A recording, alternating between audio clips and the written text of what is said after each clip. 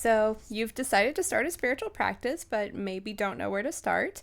Maybe you've had a big spiritual awakening. Maybe you've had a near-death experience and you're starting to think more about your spiritual path. Or maybe you're just really hyperfixated on crystals. Whatever has brought you here, welcome. I'm going to give you some super practical ways to start a spiritual practice and keep it. So first, I just want to go over what a spiritual awakening actually is. So in order to really understand this, you have to kind of understand what death is. Death is actually an awakening because life is the dream. So life is just kind of this projection, this dream, this illusion that our higher selves have projected down into this physical reality onto our egoic selves. And death is waking up from that dream. And so where spiritual awakening gets its name is that we are kind of coming into our awareness, our realization that we are eternal beings, eternal spiritual beings having a physical experience. We are all connected and we are all one, a part of the great, the one, the all that is, God, source, the universe, whatever you want to call it. And we come to that realization without having to die. Because usually we come to that realization, when we open that door, when we transition, when we leave our physical bodies and we go into the next plane, we are actually just returning to our natural state, which is spirit. That is kind of like the real awakening. That is us waking up from the dream. When you've had a dream and you kind of wake up and you realize, oh, that was a dream. This is my real reality. Death is kind of like that. And so spiritual awakening kind of gets its name from the fact that you are waking up to that knowledge that you are all one, you are a part of the all, and you are eternal, but without having to die. That is what a spiritual awakening actually is. And many people are waking up. There are some major shifts going on right now. There are kind of old systems being torn down and there's new systems being built. There's all these changes going on and it's accelerating at a rapid pace and there's just a lot going on and we are kind of all feeling that shift right now. And millions of people are waking up. So if you are one of those people, welcome. I'm here to help you kind of through this process wherever you are on your spiritual journey. I want this channel to serve as kind of a lighthouse for all of you guys and to just help you kind of expand your being and just reach whatever the next level is for you. So let's get right into it. How to start a spiritual practice. So the first thing you want to do, and this is a technique that I recommend to all of my clients, is getting to know your higher self.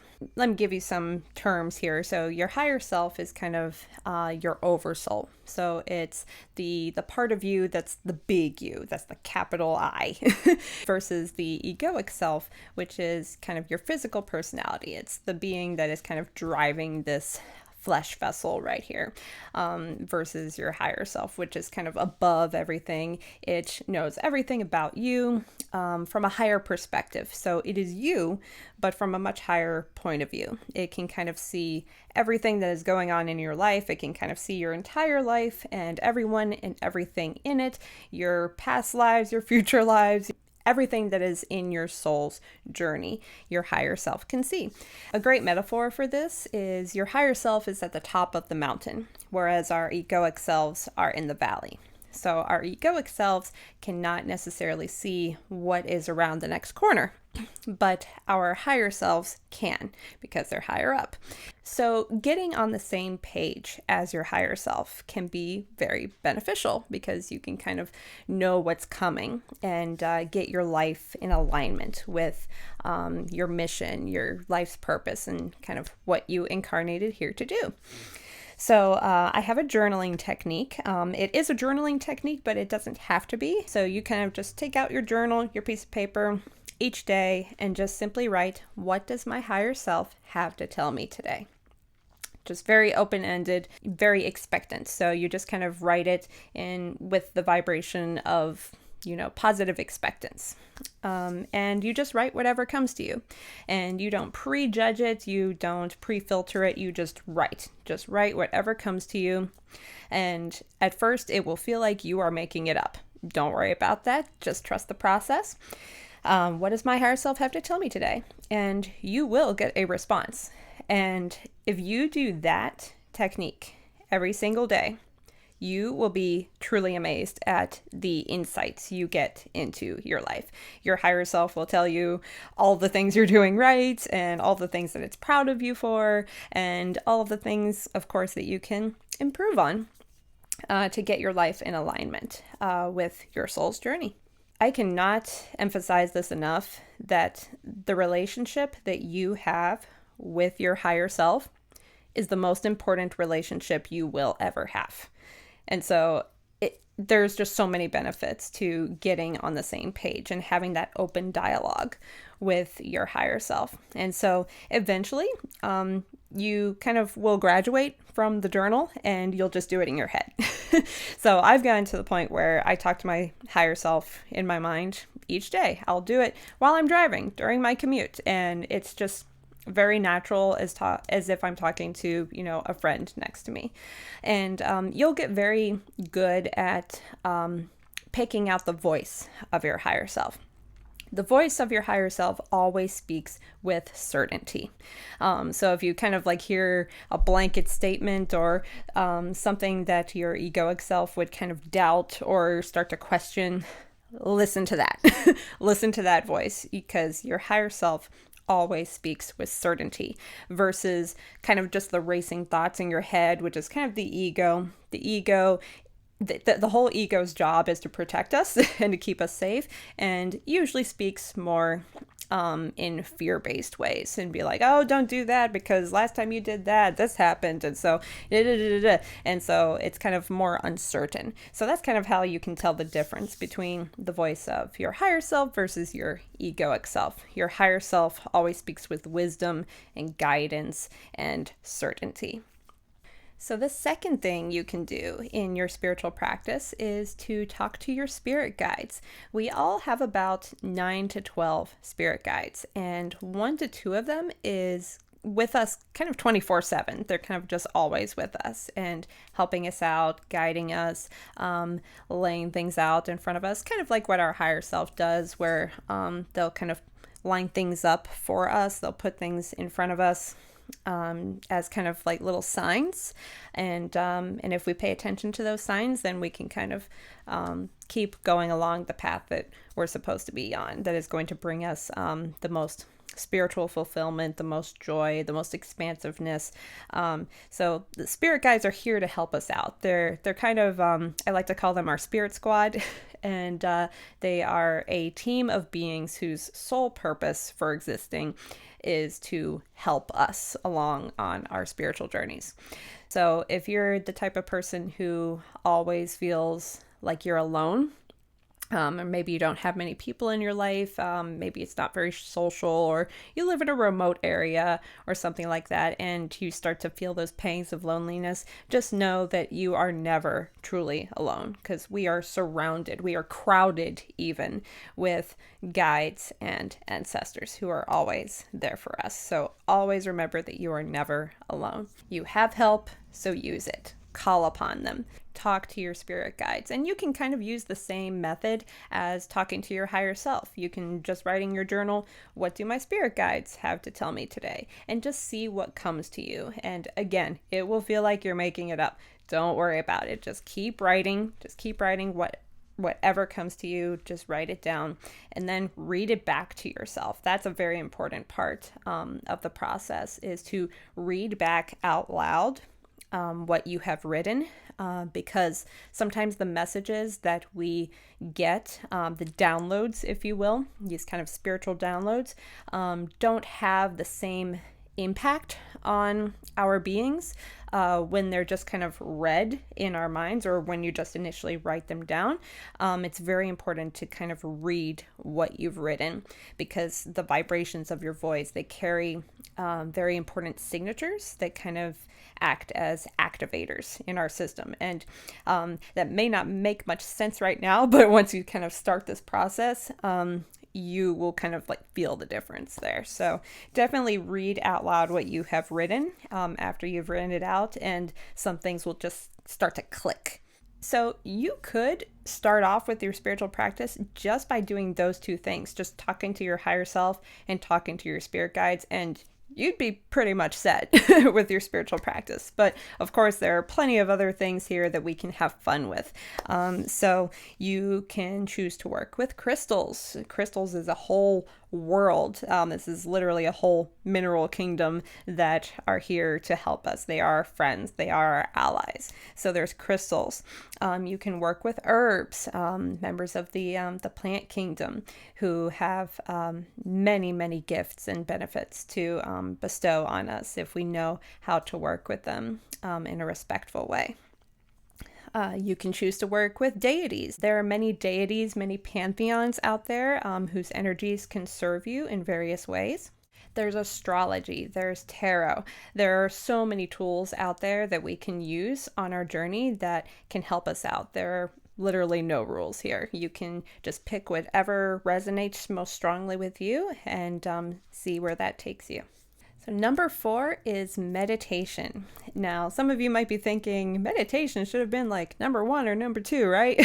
But I've put it here because not everybody is friends with meditation. So if you're the type of person who isn't necessarily comfortable with sitting still for a long period of time trying to clear your mind, it helps to give the brain something to focus on. So what I like to recommend to people is that when you first wake up, you say these 3 things to yourself. You think of 3 things that you are grateful for, 3 things that you are proud of yourself for, and then you just say that you are open and receptive to any benevolent angelic assistance this day now.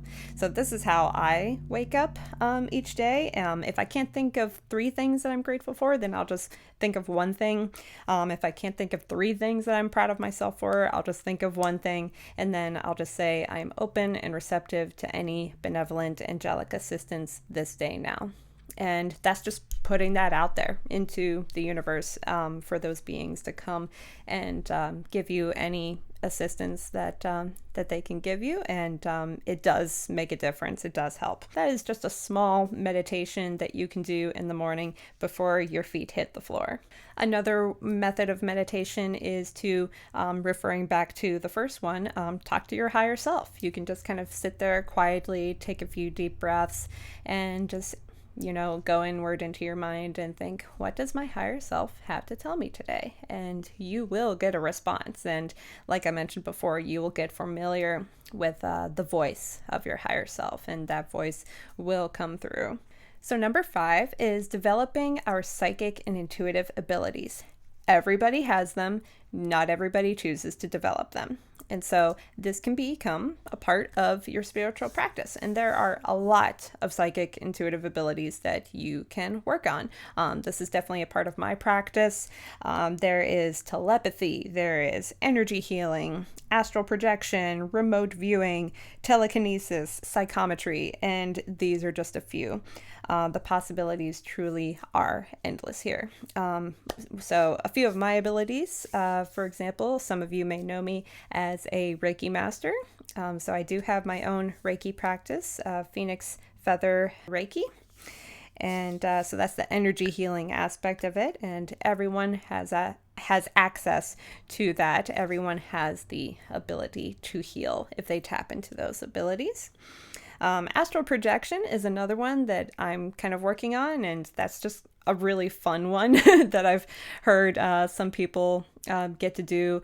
Oftentimes, what I hear people doing first when they first learn how to astral project is they just fly. They just fly around the world. They go to outer space and they just fly because flying is just so fun. And that sounds amazing. So that's something that I personally am working on because that just sounds like a really fun thing to do. And of course, there's telekinesis, which is like the ability to make things move with your mind. And everybody wants to feel like a Jedi and like move things around with their mind. So that's a fun one as well. Telepathy is one that we kind of already have. It's just that not everybody, chooses to develop it as keenly as they could. And telepathy is often experienced on a daily basis, but we don't always notice when telepathy is being used. If you kind of finish somebody's sentence, that's a form of telepathy. If you are thinking about someone and then they call you, that's a form of telepathy. This is often kind of referred to with couples, or people who have lived together for quite a long time. They can start reading each other's minds. And what is really happening there is if you have lived together or been together in a close relationship for a long time, your thoughts just tend to be on the same wavelength there. Your thoughts are going to be on the in the same ballpark, so to speak. So I hope you got some ideas flowing with those 5 tips right there. You can go so far with just those 5 things right there. Just talking to your higher self, talking to your spirit guides, working with herbs, working with crystals, working with deities. And I'm going to create separate videos kind of for all of those things, how to work with crystals, how to work with herbs, how to work with deities. That'll probably have its own series of videos actually, because there's quite a lot once you dive deep into it, like how to make an altar and how to give offerings and things like that. So that'll probably have its own series of videos. So that'll be fun. So stay tuned for that. And meditation, and psychic abilities. So kind of just listen to this video and see what resonates with you. See what excites you. I like Bashar says, follow your excitement. So do whatever resonates with you, whatever feels good to you, to add to your spiritual practice, and just see where it leads you. There are no rules here. Everyone's spiritual journey is a sacred one, and the winding path is often the best path rather than the straight path. I'm excited for you. I'm excited that you're here and we can all learn from each other. And let me know in the comments down below what is involved in your spiritual practice. I love learning about what other people do in their individual practices. So if you feel comfortable, please share what you do in your personal practice. And I'm sure it would benefit all the newbies that I'm sure are here who are just getting started and finding their feet on this journey. So best of luck to you on your journey. I will be right here, and I'll keep making videos like these for you. And thank you so much for watching, and I'll see you next time.